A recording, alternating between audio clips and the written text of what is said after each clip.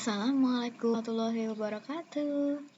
Hello everyone, welcome to English class with Miss Alrina. Jadi, minggu lalu Miss Alrina telah menyuruh kalian untuk menjawab beberapa pertanyaan tentang analytical exposition. Nah, kalian juga sudah sebagian besar dari kalian sudah menjawab dengan benar tentang analytical exposition. Nah, kali ini Miss Alrina akan menjelaskan supaya kalian lebih jelas tentang apa itu analytical exposition. Ya, oke. Let's get down to the business.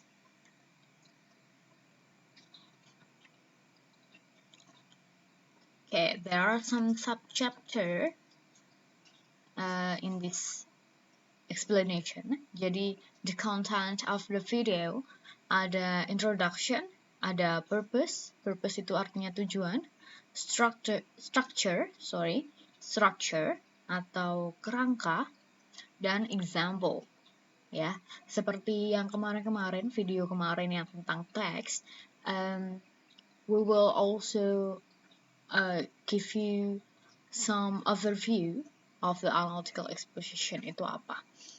Okay, let's get down to the business. So this is the introduction. What is an analytical exposition? Jadi kalian membacanya analytical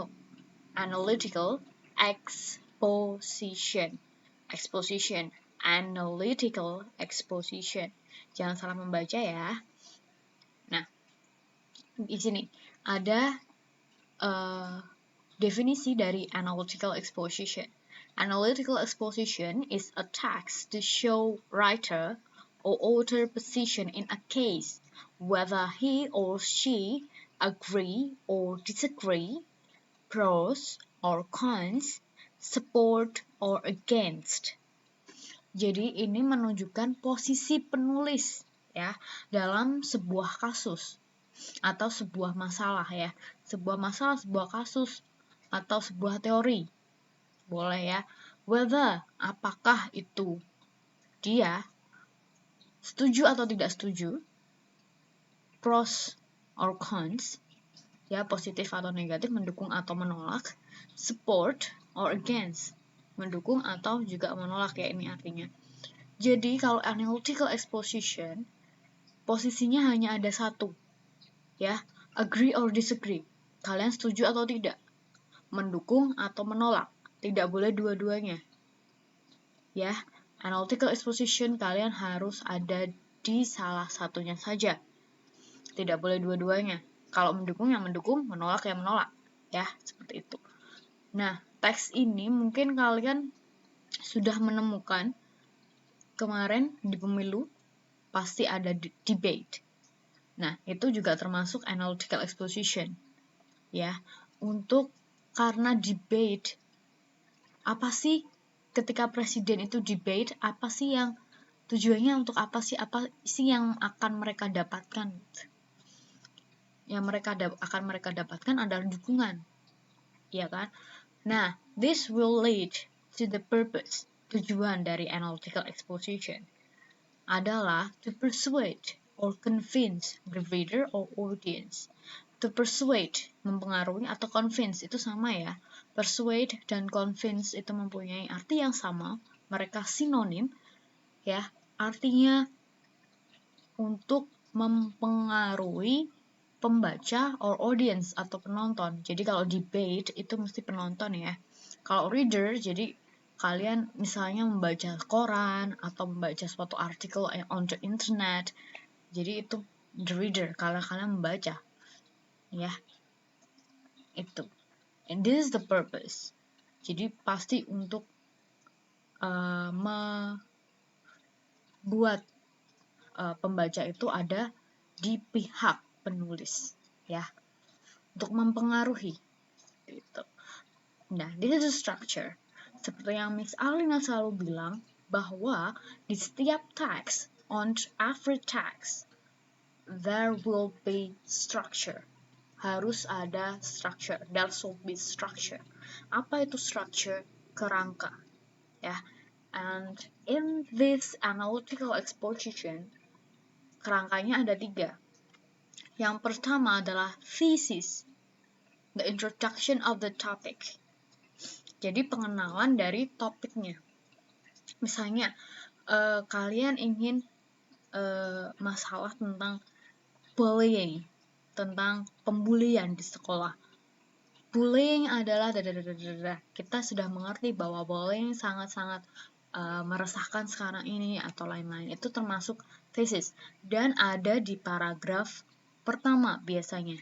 Iya, memang ada di paragraf pertama ya, thesis, karena pengenalan dari topik. Kemudian setelah dikenalkan dengan topiknya, we go to arguments. Arguments itu apa? Arguments itu the reasons why. Alasannya mengapa. Misalnya kalian itu tidak mendukung pembulian di sekolah. Alasannya apa saja? Kenapa sih bullying itu tidak boleh dilakukan di sekolah? 1, 2, 3, seperti itu ya. This is the arguments. Yang pertama apa, yang kedua apa, yang ketiga apa gitu ya. And then the reiteration, conclusion. Jadi simpulan. Reiteration itu adalah simpulan dari teks itu.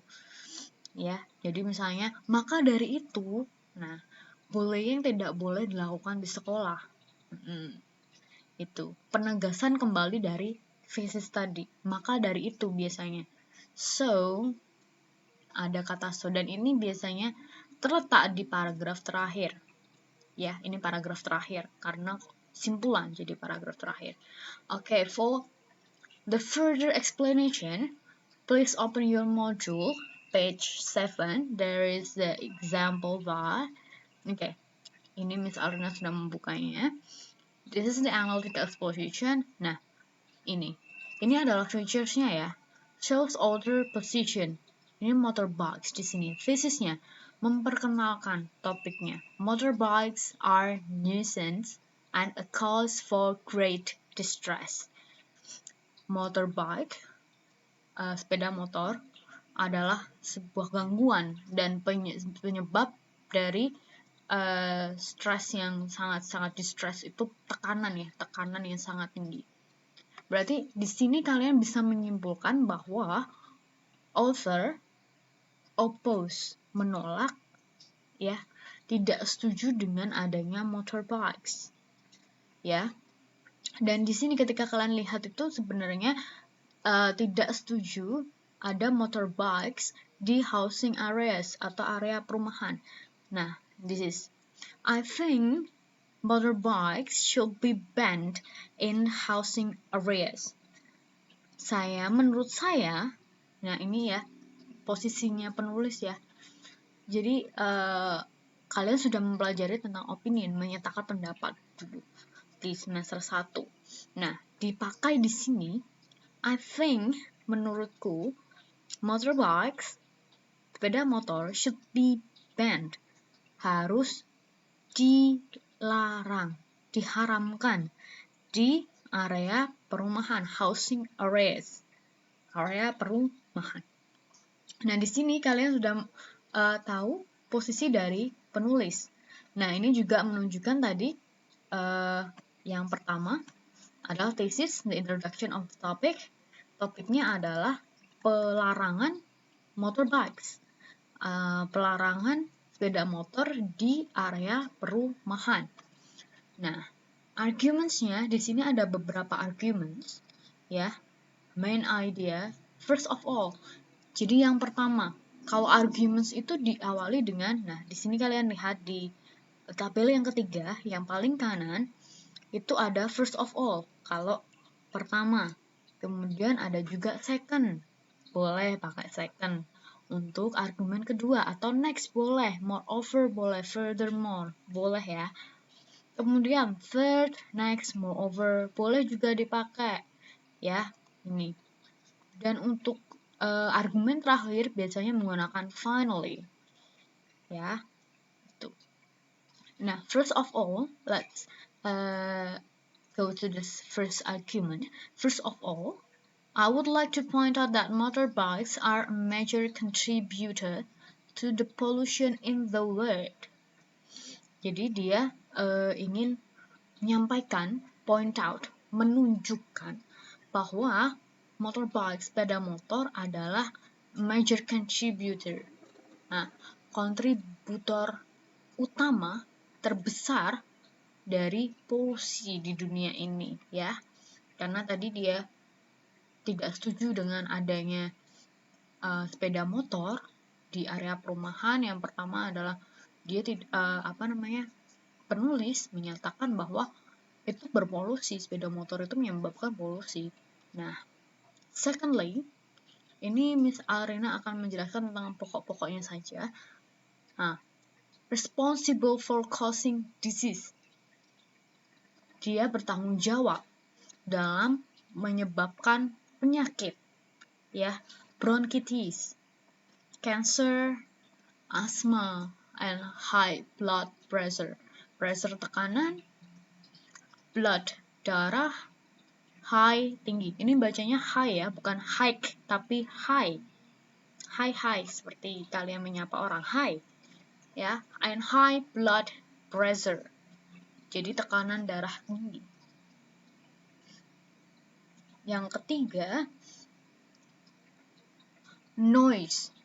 Create too much noise. Menyebabkan banyak sekali noise atau suara bising, noise itu ya.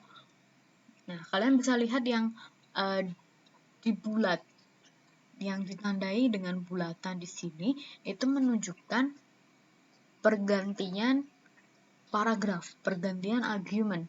Jadi itu adalah kata penghubung untuk menyambungkan satu ide dengan ide yang lain, ya.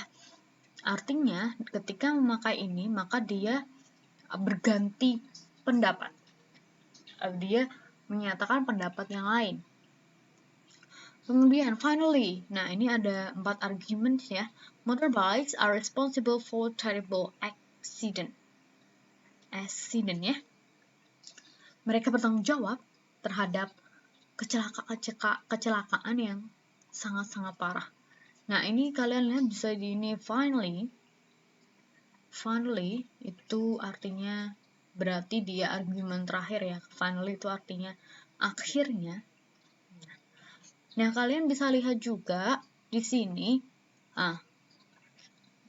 penulis menyertakan berbagai artikel di sini untuk menunjang pendapatnya dia. Ya, seperti itu yang ada di analytic exposition sebenarnya supaya pendapatnya dia itu lebih konkret, supaya lebih bisa diterima oleh orang-orang. Jadi dia menyertakan berbagai sumber, ya, boleh dari orang, boleh dari berita, ya. Nah, ini juga expertnya itu adalah Fields 1993, ya. Nah, ini juga Fields lagi 1993. Nah, ini reiteration. Kamu boleh menggunakan kata in conclusion, ya, atau so boleh juga, ya. Nah, motorbike should be banned from the housing areas. Ini tadi kalian yang di garis bawah dan diberi tanda bulat ini kalian sudah menemukan itu di paragraf pertama, yaitu introduction of the topic. Tapi kemudian ditulis lagi di conclusion. Itu namanya restatement of the thesis. Jadi penegasan kembali dari tesisnya. Ya, that's why it is called as reiteration conclusion. Reiteration, kembali, penegasan kembali. Kalau analytical exposition harus ada penegasan kembali, ya. Boleh ditulis ulang dari yang ada di tesis, atau kalian boleh juga menulis dengan kata yang sepadan, tapi tetap menyatakan kembali, menegaskan kembali apa yang ada di tesis. Seperti itu ya. Semoga kalian jelas tentang ini. Okay, that's all for today. Thank you for watching. Thank you for listening. And if you have any question, you can find me at WhatsApp. So please hit me up on private chat. Bukan di grup ya, on private chat. And you can also find me on Telegram. Okay, that's all for today. See you later. Bye.